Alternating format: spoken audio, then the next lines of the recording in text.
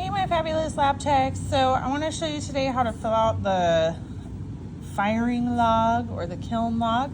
So you always want to start with the date, so whatever the date it is, and add the date in, include the year. So weather can actually kind of have an important effect depending on what it is. So, you know, just circle the one that works, list the time, morning, night, you know, like when are we doing it? So the load pack, that is how tightly are the stuff in the kiln. Is it like, you know, a light load where there's lots of room in between everything?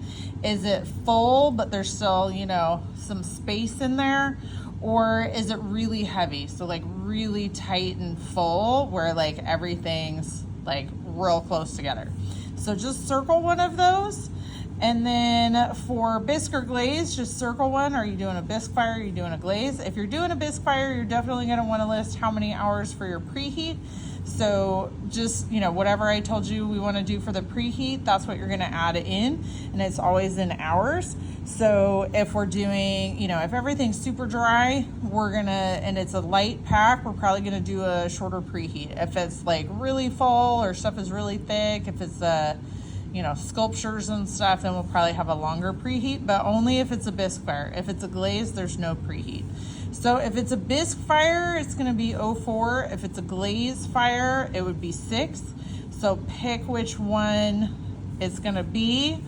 And then the speed, was it a slow or medium? We generally don't use fast. If we do slow, it's usually a bisque fire, and medium is usually our glaze fire.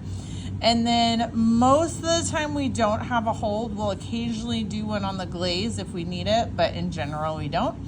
And then number of hours to completion.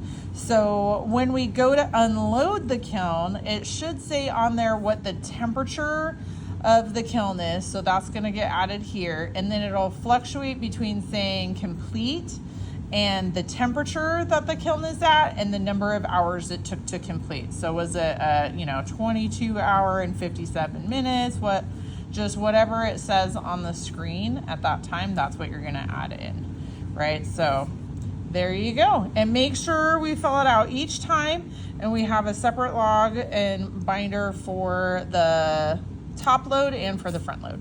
All right, thanks everybody.